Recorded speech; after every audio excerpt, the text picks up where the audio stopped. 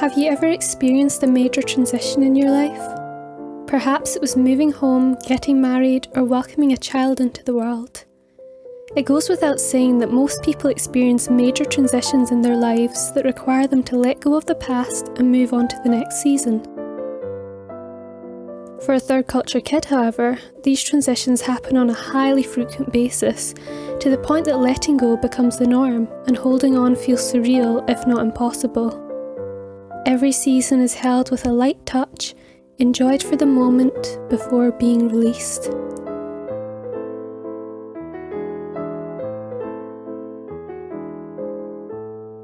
In a previous video, I talked about transition and the 3 key steps to moving on in an emotionally healthy way. The first of these was letting go of the past. With a head full of memories from across the globe and a heart full of people from around the world, it can feel overwhelming to hold on. However, I have often felt that letting go would mean betraying the cultures and relationships that have had such a meaningful impact on my life.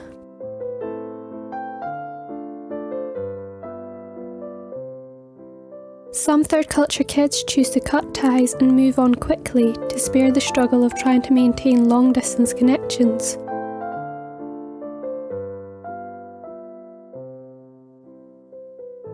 Some, like me, try their best to stay in touch with the people they have left behind. In some ways, I have been successful. I still have many dear friends across the globe with whom I am in regular contact. However, in trying to hold on to everyone and everything, I've also faced the disappointment of some close friendships not surviving the distance and fading with time.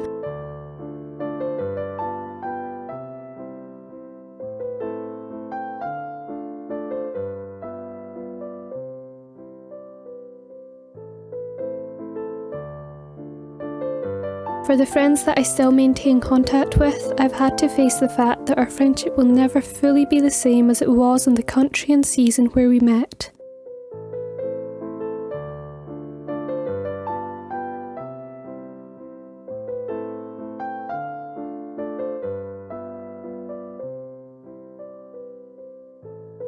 Unless by some miracle every person I ever knew and loved were collected from across the world and gathered in one place, I've had to acknowledge that no matter where I am in the world, there will always be someone to miss. Cutting ties quickly has always felt too abrupt for me, as I know that the pain of letting go will come back to bite me years down the line in the form of mental health and relational issues, even if I don't recognise it at the time. However, doing the opposite by holding on to the past too tightly has left me feeling overwhelmed. How then can I let go and move on?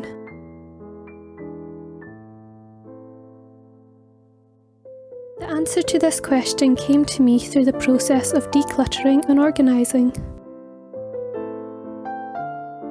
My logic goes like this.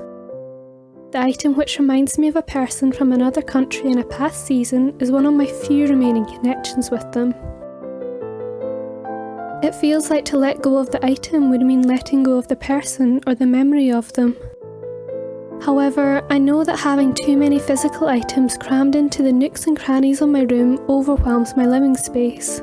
In the same way, cramming unresolved grief and unprocessed memories into the nooks and crannies of my mind overwhelms my mental space. A big shift in my mindset came when I realised that the heart of decluttering is not about throwing things away at all. Rather, it's about learning to make space for the things that really matter. By the same token, I've learned that letting go doesn't mean betraying the past or shunning the impact that a person or place has had on my life. Rather, letting go is a gentle process of grieving so that I can move on and enjoy the present.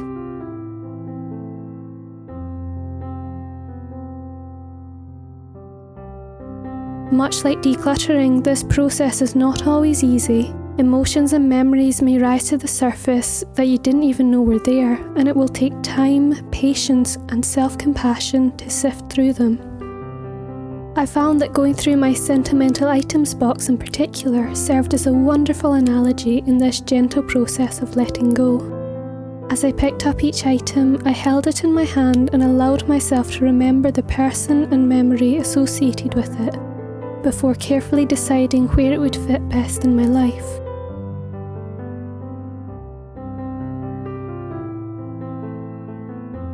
Some items held negative associations, memories that needed to be cried over, then let go.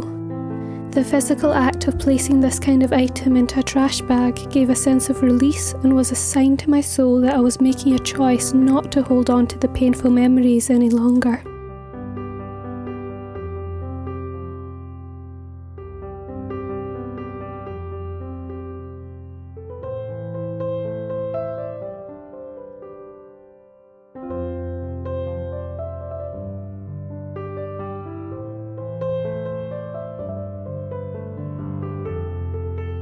This can also be done by writing out on a piece of paper the memory of an event or person that you feel a need to let go of, then ripping it up or burning it as a sign of freedom from the past.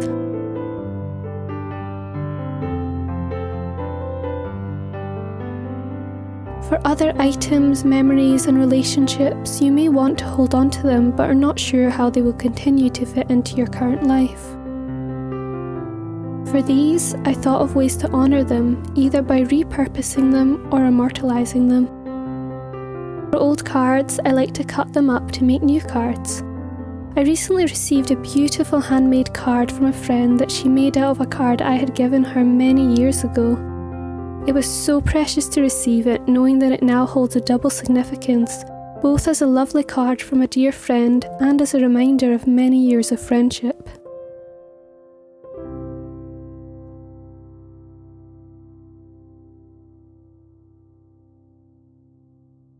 For other items, I simply take a picture and digitise them. Physical photographs fade and old clothes become moth-eaten, but a digitised photo sticks around for a lot longer. Not to mention being much easier to carry with you wherever you travel in the world.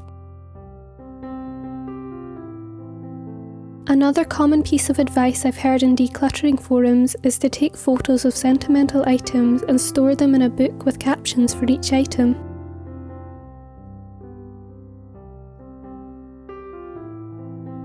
In terms of memories of the past, a way to immortalise them can be to write them down in a journal alongside photographs if you have some. That way, whenever you're feeling nostalgic or missing old friends, you can flick through the book easily. I find this to be a much more comforting way to reminisce than the stress of trawling through messy storage containers or trying to call to mind old times amidst an already full and busy mind. It's important to remember that the memories are not in the items themselves in the same way that the experiences you had were not in the places themselves. They are in you. The items and places are just a signpost to your mind that sparks the memory and experience already dwelling within you. Once this process is in motion, I find that it starts to naturally become clear what the most precious items and most valuable relationships in life are. The truth is, we do not have endless space for all the things or endless emotional energy for all the people we wish we could keep in our lives. However, this potentially hard reality can also be a life-giving one. In acknowledging that there is a limit to the things we can hold on to, it frees us to wisely choose the most precious gems to keep out of the ashes of our past. Now, my box of sentimental items holds encouraging letters, artwork, writing excerpts, and photos of my nearest and dearest. In the same way, I seek to let my mind be filled with words of encouragement and creative inspiration, and let my heart be freed to love to its fullest capacity.